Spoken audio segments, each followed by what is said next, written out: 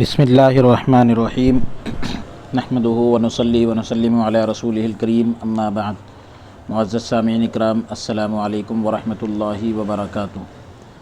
باب العلم انواریہ educational society و جامعہ انواریہ حیدرآباد انڈیا کے زیر اہتمام تفسیر مظہری کا سلسلہ وار درس جاری ہے، اور اس میں سورہ آل عمران کی آیت نمبر 186 سے ہمارے درس کا آغاز ہے۔ اعوذ باللہ من الشیطان الرجیم، بسم اللہ الرحمن الرحیم۔ لتبلون فی اموالکم وانفسکم ولتسمعن من الذین اوتوا الکتاب من قبلکم ومن الذین اشرکوا اذی کثیرا وَإِن تَصْبِرُوا وَتَتَّقُوا فَإِنَّ ذَلِكَ مِنْ عَزْمِ الْأُمُورِ۔ یقیناً تم آزمائے جاؤ گے اپنے مالوں سے اور اپنی جانوں سے،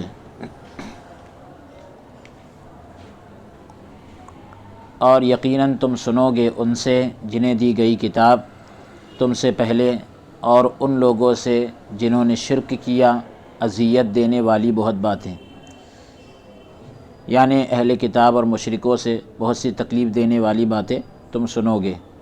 اور اگر تم صبر کرو، یعنی ان کی دل آزاریوں پر، تکلیف دینے والی باتوں پر صبر کرو اور تقوی اختیار کرو تو بے شک یہ بڑی ہمت کا کام ہے۔ فإن ذلك من عزم الامور، بڑی ہمت کا کام ہے۔ جن امور کا تمہیں مکلف بنایا گیا، اب یہ تشریح کر رہے ہیں، تفسیر کر رہے ہیں قاضی ثناء اللہ پانی پتی رحمۃ اللہ علیہ کہ لتبلون فی اموالکم وانفسکم، تم آزمائے جاؤ گے مالوں میں، اپنے مال سے اور اپنی جان سے۔ تو یعنی جن کاموں کا تمہیں مکلف یعنی پابند بنایا گیا ہے ان کے ذریعے تمہیں آزمایا جائے گا، جیسے زکوٰۃ، صدقات، روزہ، نماز، حج، جہاد، اور مصائب یعنی مصیبتیں جیسے بھوک، آفات، نقصان، امراض، اور احباب یعنی دوستوں کی موت، اذن کثیرہ، بہت زیادہ تکلیف دینے والی بہت باتیں۔ تو کہہ رہے ہیں اس سے مراد حضور صلی اللہ علیہ وآلہ وسلم کی حجب، یعنی حضور کی شان میں نامناسب اشعار اور کلمات، دین میں طعن یعنی دین کے بارے میں طعنہ دینا اور کافروں کو مسلمانوں کے خلاف بھڑکانا، ان امور کے وقوع سے پہلے ہی یعنی واقع ہونے سے پہلے ہی انہیں ان چیزوں سے باخبر کیا تاکہ ان کے نفوس ان پر صبر کرنے، یعنی ان کی جانیں جو ہے ان پر صبر کرنے اور انہیں برداشت کرنے پر مطمئن ہو جائے اور ان کا سامنا کرنے کے اہل ہو جائیں، لائق ہو جائیں۔ ابن منذر اور ابن ابی حاتم نے اپنی مسند میں سند حسن کے ساتھ حضرت ابن عباس رضی اللہ عنہما سے نقل کیا ہے۔ یہ آیت کریمہ بھی حضرت ابوبکر صدیق اور حضرت ابوبکر صدیق رضی اللہ تعالیٰ عنہ اور فخاص یعنی جو وہ یہودی تھا، فخاص یہودیوں کا عالم تھا، اس کے بارے میں نازل ہوئی، جس کا پہلے ذکر ہو چکا ہے۔ تفسیر خازن جلد نمبر 1 صفحہ نمبر 387 پر حوالہ اس کا موجود ہے۔ اکرمہ اور مقاتل اور کلبی اور ابن جریج نے بھی یہی کہا کہ نبی کریم صلی اللہ علیہ وآلہ وسلم نے حضرت ابوبکر صدیق رضی اللہ تعالیٰ عنہ کو فخاص بن عزورہ جو بنی قینقاع کا سردار تھا اس کی طرف بھیجا تاکہ ان سے امداد لے۔ انہیں ایک خط بھی دے کر بھیجا، ساتھ ہی یہ فرمایا کہ میرے بغیر تیزی میں کوئی حرکت نہ کر بیٹھنا، واپس آ جانا، میرے بغیر کوئی حرکت نہ کر بیٹھنا، واپس آ جانا۔ حضرت ابوبکر صدیق رضی اللہ تعالیٰ عنہ فخاص جو یہودیوں کا عالم تھا اس کے پاس آئے، جبکہ آپ تلوار سے مسلح تھے یعنی ہتھیار بند تھے، تو آپ نے اسے خط دیا۔ جب فخاص نے خط پڑھا تو کہا تمہارا رب محتاج ہو گیا ہے، نعوذ باللہ اس نے ایسا کہا کہ ہم سے مدد طلب کر رہا ہے۔ حضرت ابوبکر صدیق رضی اللہ عنہ نے ارادہ کیا کہ اس کی گردن اڑا دے، گردن الگ کر دے۔ پھر نبی کریم صلی اللہ علیہ وآلہ وسلم کا ارشاد یاد آ گیا کہ لا تفتتن علی بشیء حتی ترجع، کہ تو حضرت ابوبکر یعنی جیسے حضور کا فرمان یاد آیا کہ بھئی کوئی بھی جلدی مت کرنا یہاں تک کہ تم میرے پاس واپس آ جانا۔ تو حضرت ابوبکر صدیق رضی اللہ عنہ نے اپنا ہاتھ روک لیا، تو یہ آیت نازل ہوئی لَتُبْلَوُنَّ فِي أَمْوَالِكُمْ وَأَنفُسِكُمْ۔ عبدالرزاق نے زہری سے، انہوں نے عبداللہ بن کعب بن مالک سے نقل کیا کہ یہ آیت کعب بن اشرف کے بارے میں نازل ہوئی کیونکہ وہ اپنے شعروں میں اشعار میں حضور صلی اللہ علیہ وسلم کی حجب کرتا، یعنی حضور صلی اللہ علیہ وسلم کی برائی بیان کرتا، نعوذ باللہ، مسلمانوں کو گالیاں دیتا، مشرکوں کو حضور صلی اللہ علیہ وسلم اور آپ کے صحابہ کے خلاف بھڑکاتا اور مسلمانوں کی عورتوں کا ذکر کرتا۔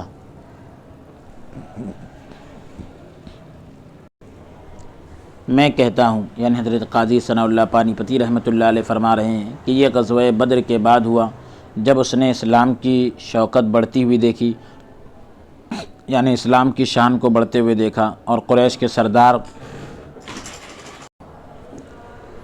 اسلام کی شان کو بڑھتے ہوئے دیکھا اور قریش کے سردار کو قتل ہوتے دیکھا، تو وہ مکہ مکرمہ گیا اور مشرکین مکہ کو مسلمانوں کے خلاف جنگ پر ابھارا۔ قریش نے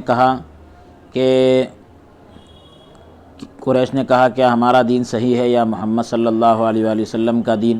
تو اس نے جواب دیا کہ تمہارا دین زیادہ صحیح ہے۔ حضرت حسان رضی اللہ تعالیٰ عنہ نے حضور صلی اللہ علیہ وآلہ وسلم کی اجازت سے اس کی حجب کی، یعنی اس کے خلاف اشعار پڑھے۔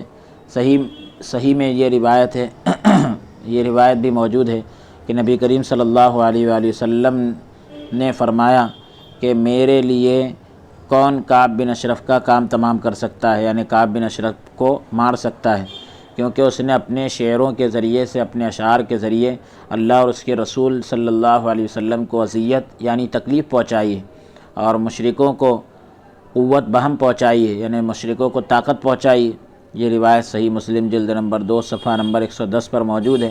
حضرت محمد بن مسلمہ انصاری رضی اللہ تعالیٰ عنہ نے کہا کہ یا رسول اللہ صلی اللہ علیہ وسلم، میں اس کام کے لیے حاضر ہوں، وہ میرا خالو ہے، یعنی رشتے میں میرا خالو ہے، میں اسے قتل کروں گا۔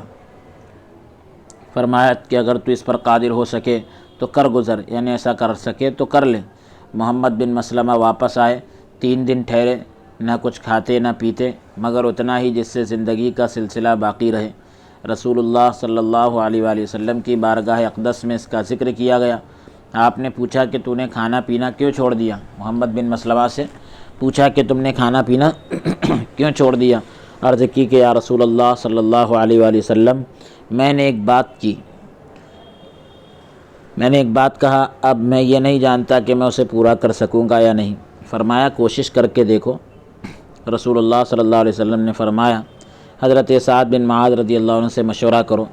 حضرت سعد بن معاذ رضی اللہ تعالیٰ عنہ نے اسے کہا، یعنی محمد بن مسلمہ سے کہا کہ اس کے پاس جاؤ، اپنی تنگ دستی کی شکایت کرو، یعنی میرے پاس کچھ نہیں ہے، ایسا شکایت کرو اور اس سے کچھ کھانا لینے کا سوال کرو۔ محمد بن مسلمہ، عباد بن بشر، ابو نائلہ، سلکان بن سلامہ جو کعب بن اشرف کا رضاعی بھائی تھا، حارث بن عبس، حارث بن اوس بن معاذ، حضرت سعد بن معاذ رضی اللہ تعالیٰ عنہ آپ کے چچا تھے، اور ابو عبس بن جبر، یہ لوگ جمع ہوئے۔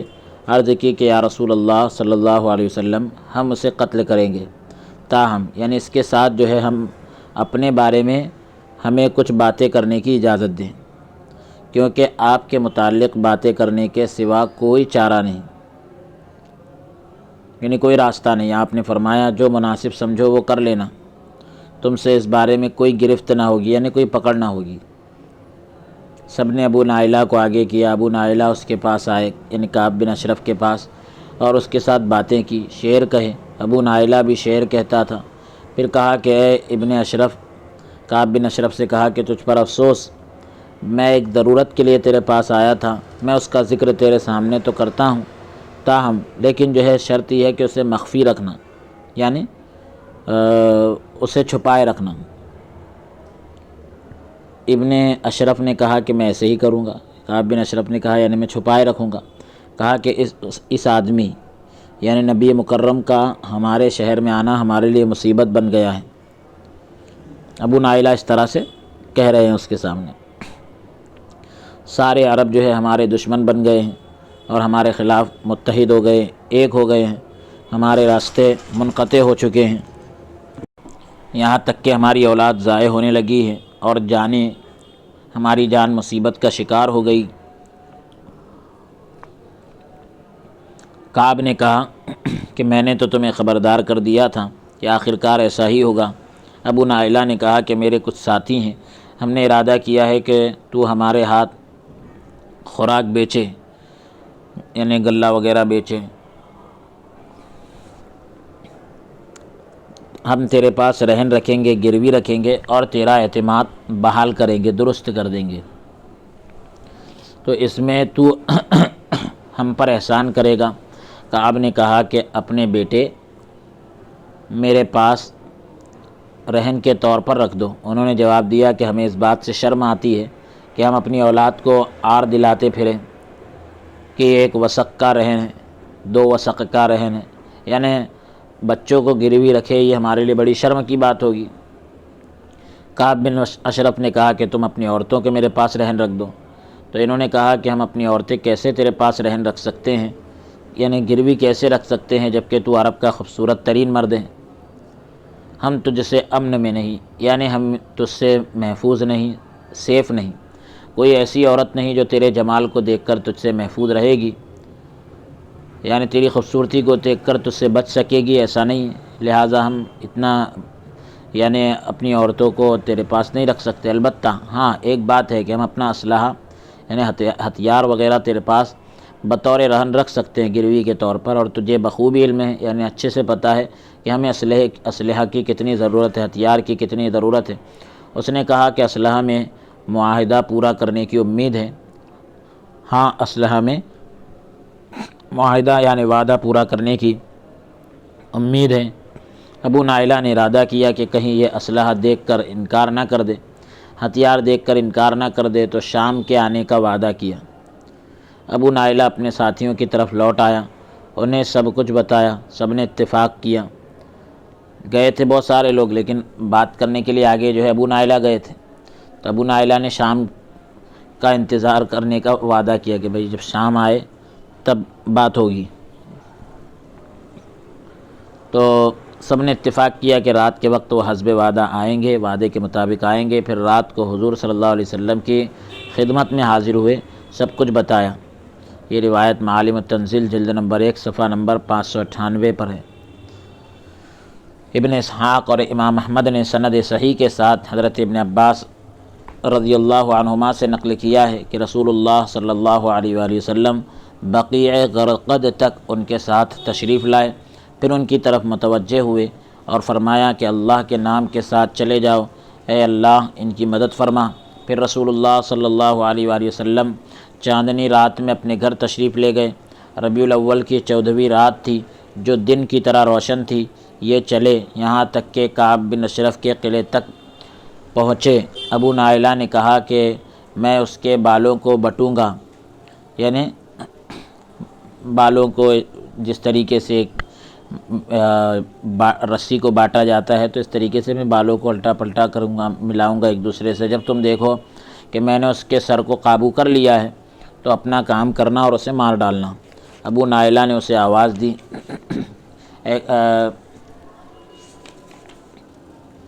کعب بن اشرف نے جو ہے ابھی ایک شادی کی تھی تو اپنی چادر میں ہی اٹھ کھڑا ہوا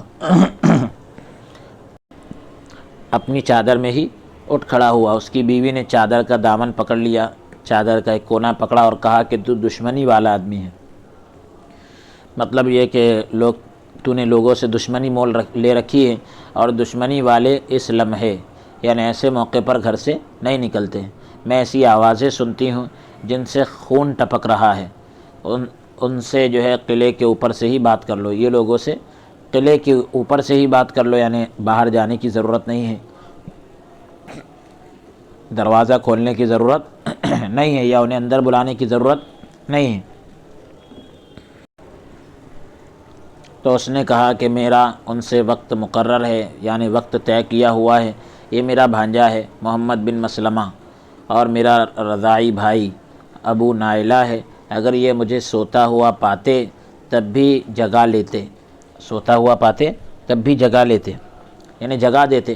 شریف آدمی کو رات کے وقت بھی جب مقابلے کے لیے بلایا جائے تب بھی وہ جواب کے لیے تیار ہو جاتا ہے۔ وہ چادر لپیٹے یعنی چادر لپٹے ہوئے قلعے سے نیچے اتر آیا، اس سے خوشبو کی مہک آ رہی تھی۔ کعب بن اشرف نے ان سے بات چیت کی، انہوں نے کہا کہ تیرے لیے ممکن ہے کہ ہم شعب عجوز تک گھومتے پھرتے جائیں، یعنی ایک علاقے کا نام ہے، وہاں تک ہم ذرا چلتے ہوئے جائے، ٹہلتے ہوئے جائے۔ چند لمحات ہی چلے تھے، یعنی تھوڑی دور ہی چلے تھے کہ ابو نائلہ نے کہا کہ میں تجھ سے خوشبو پاتا ہوں، یعنی تیرے اندر سے خوشبو آ رہی ہے۔ تو کعب بن اشرف نے کہا کہ میری فلاں بیوی ہے جو تمام عرب عورتوں سے زیادہ خوشبو لگانے والی ہے۔ ابو نائلہ نے کہا کہ مجھے اجازت دیجیے کہ میں اسے سونگھوں۔ کعب نے کہا کہ اجازت ہے۔ ابو نائلہ نے اپنا ہاتھ کعب کے سر میں رکھا، کعب بن اشرف کے سر میں ہاتھ رکھا، پھر ہاتھ کو سونگھا، کہا کہ میں نے اس رات سے بہتر کبھی خوشبو نہیں سونگھی۔ کعب بن اشرف کستوری کو پانی میں بھگو کر اور عنبر سے ملا تیل لگاتا اور اسے کنپٹی پر تہ در تہ جمع کر دیتا۔ یہ گھنگریالے بالوں والا اور مضبوط انسان تھا۔ پھر ابو نائلہ چند لمحات چلا، یعنی چند لمحے چلتا رہا، پھر پہلے والا کام کیا، یعنی وہ جو انہوں نے بتایا تھا اپنے پلان کے مطابق وہ کام کیا، یہاں تک کہ کعب اس سے جو ہے بالکل مطمئن ہو گیا۔ پھر ابو نائلہ تسلسل سے یعنی لگاتار یہی عمل دہرانے لگا، اور پھر اس نے یہی کیا اور اس کے سر کی مینڈیاں پکڑ لی، اوپر والے جو بال کے حصے ہوتے ہیں وہ پکڑ لیا اور خوب اسے قابو کر لیا۔ اپنے ساتھیوں سے کہا اللہ کے دشمن کو مار ڈالو۔ ان کی تلواریں پے در پے حملہ آور ہوئی لیکن کچھ فائدہ نہ دیا۔ محمد بن مسلمہ نے کہا کہ مجھے خنجر یاد آیا جو تلوار کی نیام میں تھا، میں نے وہ لیا۔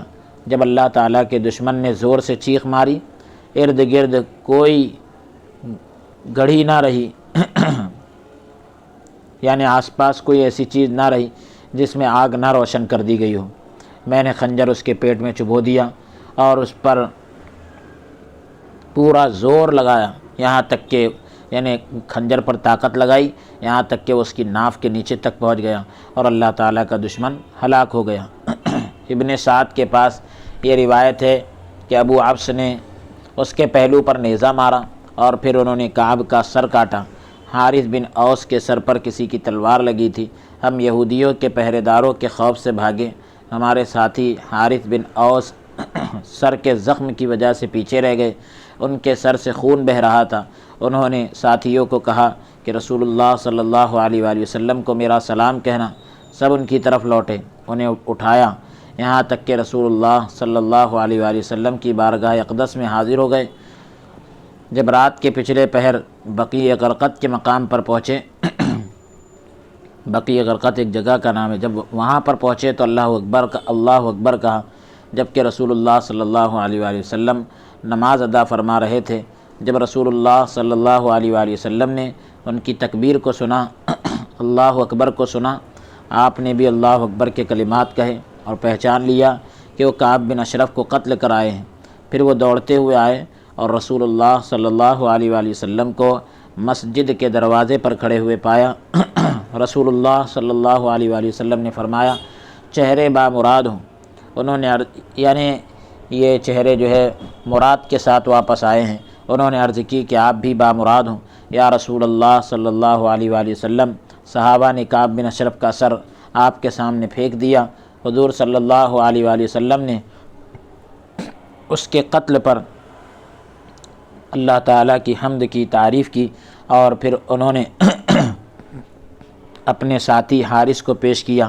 رسول اللہ صلی اللہ علیہ وآلہ وسلم نے ان کے زخم پر لعاب دہن لگایا، پھر اس زخم نے آپ کو کوئی تکلیف نہ دی، پھر وہ اپنے گھروں کو چلے گئے۔ جب صبح ہوئی تو رسول اللہ صلی اللہ علیہ وآلہ وسلم نے فرمایا جس یہودی کو پاؤ اسے قتل کر دو، تم جس یہودی کو پاؤ اسے قتل کر دو۔ تو حضرت محیصہ بن مسعود نے شغینہ پر حملہ کر دیا، جو ایک یہودی تاجر تھا، وہ مسلمانوں کے ساتھ میل جول رکھتا تھا اور ان کے ساتھ بیع و شراء کرتا، یعنی خرید و فروخت کرتا۔ حضرت محیصہ نے اسے قتل کر دیا۔ خویصہ بن مسعود ابھی تک مسلمان نہ ہوا تھا، جو محیصہ سے عمر میں بڑا تھا۔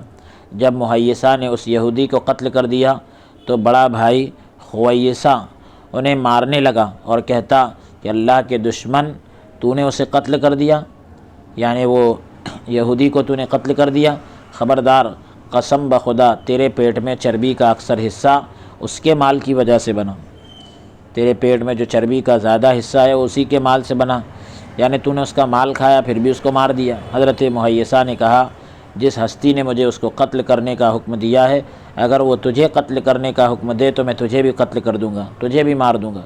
بڑے بھائی خویسہ نے کہا کہ اگر محمد صلی اللہ علیہ وآلہ وسلم تجھے میرے قتل کا حکم دے تو مجھے قتل کر دے گا؟ مہیثہ نے کہا ہاں میں قتل کر دوں گا۔ کہا کہ قسم بخدا، یعنی خدا کی قسم، بے شک دین نے تجھے اس مقام پر پہنچا دیا ہے، یہ بڑے تعجب کی بات ہے۔ پھر خویسہ مسلمان ہو گیا، یعنی بڑا بھائی بھی جو ہے اسلام قبول کر لیا۔ یہودی خوفزدہ ہو گئے، ڈر گئے، پھر ان کے سرداروں میں سے کسی نے بھی سر نہ اٹھایا اور گفتگو نہ کی، کوئی بھی بات چیت نہ کی۔ وہ خوفزدہ ہو گئے، ڈر گئے کہ کہیں انہیں بھی رات کے اندھیرے میں خاموشی سے قتل نہ کر دیا جائے، مار نہ دیا جائے۔ ابن سعد کے پاس یہ روایت ہے کہ یہودی خوفزدہ ہو گئے، ڈر گئے، وہ رسول اللہ صلی اللہ علیہ وآلہ وسلم کی بارگاہ اقدس میں حاضر ہوئے، عرض کی کہ ہمارے سردار کو خفیہ طریقے سے قتل کر دیا گیا، پوشیدہ طریقے سے مار دیا گیا۔ رسول اللہ صلی اللہ علیہ وآلہ وسلم نے اس کے کردار کا ذکر فرمایا، اور جو وہ لوگوں کو اکساتا، جنگوں کو بھڑکاتا، یعنی جنگ کو بھڑکاتا اور آپ کو اذیت دیتا، تکلیف دیتا، پھر آپ نے ان لوگوں کو دعوت دی کہ آپس میں صلح کا معاہدہ کر لے، یعنی میل جول کا معاملہ کر لے۔ یہ معاہدہ صلح یعنی کچھ اس میں شرائط ہوتے ہیں اس کے، تو صلح کر لے، یعنی یہ لڑائی جھگڑا کو ختم کریں۔ یہ معاہدہ حضرت علی شیر خدا رضی اللہ عنہ کے پاس تھا۔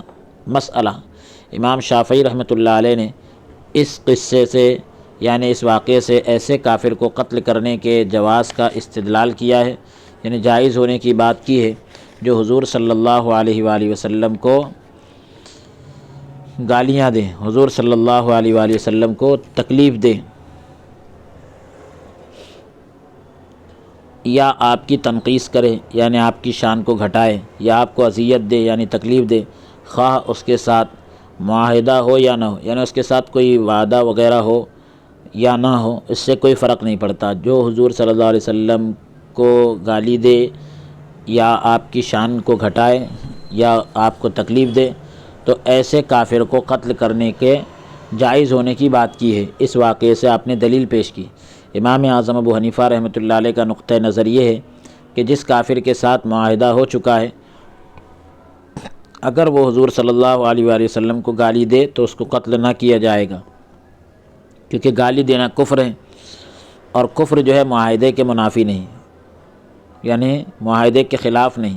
امام ابو حنیفہ رحمۃ اللہ علیہ کے نزدیک کعب بن اشرف کو اس لیے قتل کیا گیا کیونکہ اس نے معاہدہ توڑا تھا، اور مشرکوں کو حضور صلی اللہ علیہ وسلم کے ساتھ جنگ پر ابھارنے کے لیے مکہ مکرمہ گیا تھا، جبکہ اس کا معاہدہ یعنی وعدہ یہ تھا کہ حضور صلی اللہ علیہ وسلم کے خلاف کسی کی مدد نہیں کرے گا، حالانکہ اس نے مدد کی، جبکہ اس نے مدد کی تو اس نے وعدے کو توڑا، تو وعدے کو توڑنے کی وجہ سے اس کو قتل کیا گیا، یہ بتلائیں۔ تو کافر تو پہلے سے ہے، اگر اس نے کوئی اور کفر کیا تو اس کی وجہ سے وہ قتل کا جو ہے یعنی ذریعہ سبب نہیں بنے گا، بلکہ وعدے کو توڑا ہے اگر، تو پھر اس وجہ سے اس کو قتل کیا جائے گا۔ مسئلہ یہ کہنا جائز نہیں کہ یہ حضرت محمد بن مسلمہ اور حضرت ابو نائلہ کی طرف سے دھوکہ تھا۔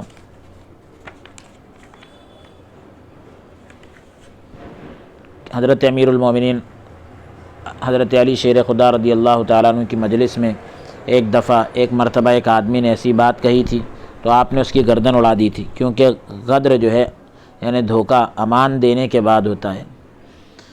محمد بھائی پہلے امن و امان ہوتا ہے، اس کے بعد ہی تو ظاہر سی بات ہے کہ دھوکے کی بات ہوتی ہے، دھوکے کا معاملہ آتا ہے۔ محمد بن مسلمہ اور آپ کے ساتھیوں نے کعب کو امان نہیں دی تھی، انہوں نے بیع اور رہن کے معاملے میں اس لیے گفتگو کی، اس لیے بات چیت کی تاکہ اس کے قتل پر قادر ہو سکے، قابو پا سکے۔ فائدہ صحیح میں یہ موجود ہے کہ جس آدمی نے کعب سے بات چیت کی وہ محمد بن مسلمہ ہے، جبکہ اکثر اہل مغازی نے یعنی غزوات کے بارے میں جنہوں نے بھی کلام کیا ہے، لکھا ہے، تو انہوں نے ابو نائلہ کا نام ذکر کیا ہے۔ دونوں کو تطبیق دینا اس طرح ممکن ہے، یعنی دونوں میں موافقت کرنا اس طرح ممکن ہے کہ گفتگو دونوں نے کی ہو، ابو نائلہ نے بھی کی ہو اور محمد بن مسلمہ نے بھی بات چیت کی ہو۔ وَإِن تَصْبِرُوا، جس امتحان میں تمہیں ڈالا گیا ہے اس میں صبر کرو اور اللہ تبارک و تعالیٰ کے حکم کی مخالفت سے بچو۔ فَإِنَّ ذَلِكَ، یعنی یہ چیزیں کون سی چیزیں؟ صبر اور تقوی، من عزم الامور، یہ ان امور میں سے ہے، بڑی ہمت کے کام ہیں۔ تو عزم جو ہے مصدر ہے، مفعول کے معنی میں ہے، یعنی یہ ان امور میں سے ہے، ان کاموں میں سے ہے جن میں عزم یعنی پختہ ارادہ واجب ہے، جن کا اللہ تعالیٰ نے حکم دیا اور مبالغہ کیا۔ عزم جو ہے اصل میں کسی امر کو کر گزرنے پر رائے کا ثابت ہونا ہے، کسی کام کو کر گزرنے پر رائے کا ثابت ہونا ہے۔ عطا نے کہا کہ یہاں اس سے مراد ایمان کی حقیقت ہے۔ میں کہتا ہوں کہ قاضی ثناء اللہ پانی پتی رحمۃ اللہ علیہ فرماتے ہیں کہ صبر سے مراد جزا فضا کرنا۔ جب اللہ تعالیٰ کسی بندے کو آزمائے تو اس کی اتباع کرنا اور اعتراض نہ کرنا، یہ چیزیں کفار سے، کافروں سے انتقام لینے کے منافی نہیں، یعنی اس کے خلاف نہیں۔ جب وہ مسلمان کو اذیت دیں، جس پر کعب بن اشرف کا قصہ دلالت کرتا ہے، اللہ تبارک و تعالیٰ اسے اپنی رحمتوں سے دور کرے۔ اس عبارت کو پھر سے سن لیں۔ قاضی ثناء اللہ پانی پتی رحمۃ اللہ علیہ نے جو فرمایا کہ صبر سے مراد جزا فضا کرنا نہیں بلکہ جزا فضا نہ کرنا، یعنی عدم الجزعی، یعنی جزا فضا نہ کرنا، واویلا نہ کرنا، اور یعنی جب اللہ تبارک و تعالیٰ کسی بندے کو آزمائے تو پھر وہ جزا فضا نہ کرے، یعنی چیخ و پکار نہ کرے، واویلا نہ کرے۔ جب اللہ تعالیٰ کسی بندے کو آزمائے تو پھر اس کی اتباع کرنا اور یعنی اللہ تبارک و تعالیٰ کی مرضی پر راضی رہنا، اعتراض نہ کرنا، یہ بھی ایک صبر ہے۔ یہ چیزیں جو ہے کفار سے بدلہ لینے کے خلاف نہیں، یعنی کافروں سے بدلہ لے رہے ہیں تو مطلب یہ کہ صبر نہیں کر رہے ہیں، ایسا نہیں ہے۔ جب وہ مسلمانوں کو اذیت دیں تو ان سے بدلہ لے سکتے ہیں، جس پر کعب بن اشرف کا واقعہ دلالت کرتا ہے۔ اللہ تعالیٰ اس پر لعنت کرے، یعنی اسے اپنی رحمتوں سے دور کرے۔ واللہ اعلم، اللہ رب العالمین بہتر جاننے والا ہے۔ اگلی آیت کا نمبر 187۔ وَإِذْ أَخَذَ اللَّهُ مِيثَاقَ الَّذِينَ أُوتُوا الْكِتَابَ لَتُبَيِّنُنَّهُ لِلنَّاسِ وَلَا تَكْتُمُونَهُ فَنَبَذُوهُ وَرَاءَ ظُهُورِهِمْ وَاشْتَرَوْا بِهِ ثَمَنًا قَلِيلًا فَبِئْسَ مَا يَشْتَرُونَ۔ اور یاد کرو جب اللہ تعالیٰ نے پختہ وعدہ کیا، جب لیا اللہ تعالیٰ نے پختہ وعدہ ان لوگوں سے جنہیں کتاب دی گئی، ان سے پختہ وعدہ لیا کہ تم ضرور کھول کر بیان کرنا اسے لوگوں سے اور نہ چھپانا اس کو، تو انہوں نے پھینک دیا اس وعدے کو اپنی پشتوں کے پیچھے۔ الٹا انہوں نے کیا کیا؟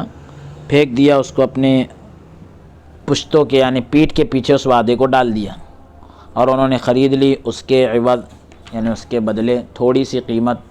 سو بہت بری ہے وہ چیز جسے وہ خرید رہے ہیں۔ اللہ تبارک و تعالیٰ کے وعدے کو یاد کرو۔ وَإِذْ أَخَذَ اللَّهُ مِيثَاقَ الَّذِينَ، اب الَّذِينَ سے مراد علماء ہیں جن سے تورات میں وعدہ لیا گیا۔ ضمیر سے مراد وہ کتاب ہے۔ ابن کثیر اور ابو عمرو اور ابو بکر نے دونوں میں یا کے ساتھ غائب کا صیغہ پڑھا ہے، باقی قراء نے تا کے ساتھ خطاب کا صیغہ پڑھا ہے۔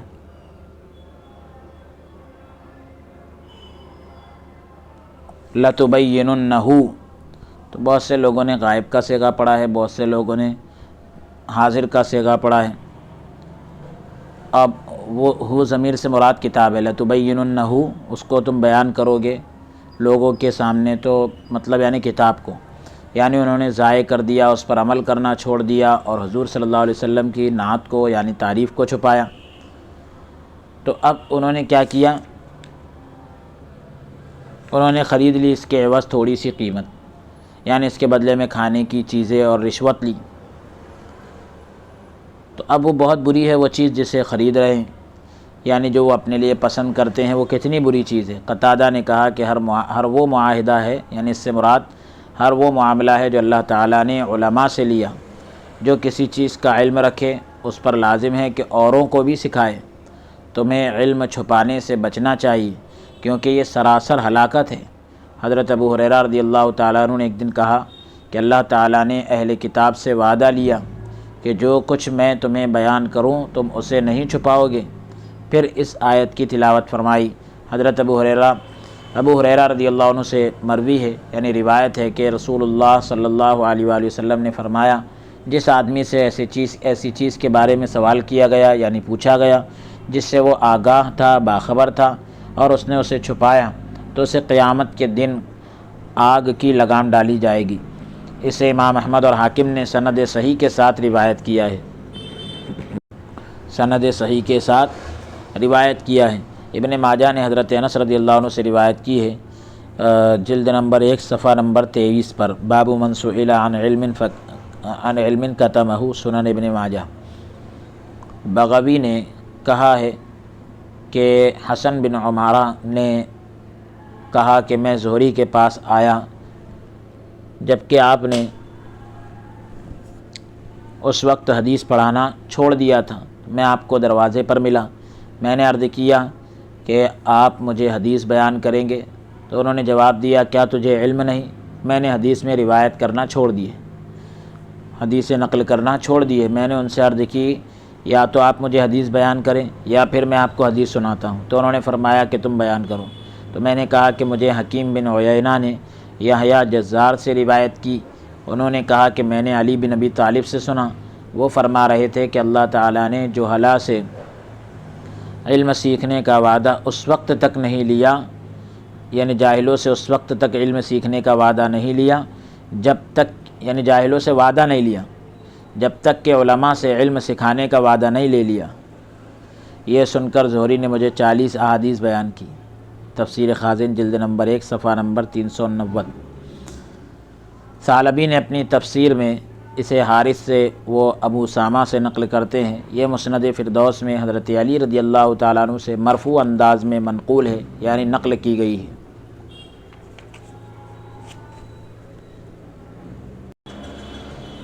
تو یہ آیت نمبر 187 تک ہم نے تلاوت کیا ہے۔ آج کے اس سلسلہ درس کو یہیں موقوف کرتے ہیں اور دعا کرتے ہیں کہ اللہ عز و جل ہمیں قول سے زیادہ عمل کی توفیق عطا فرمائیں۔ دوران درس اگر کوئی لغزش یا کوتاہی ہوئی ہو تو اللہ رب العالمین اپنے فضل سے معاف عطا فرمائیں۔ استغفر اللہ ربی من کل ذنب واتوب الیہ، وصلی اللہ تعالی وسلم علی خیر خلقہ سیدنا و نبینا محمد وعلی آلہ واصحابہ اجمعین برحمتک یا ارحم الراحمین والحمد للہ رب العالمین۔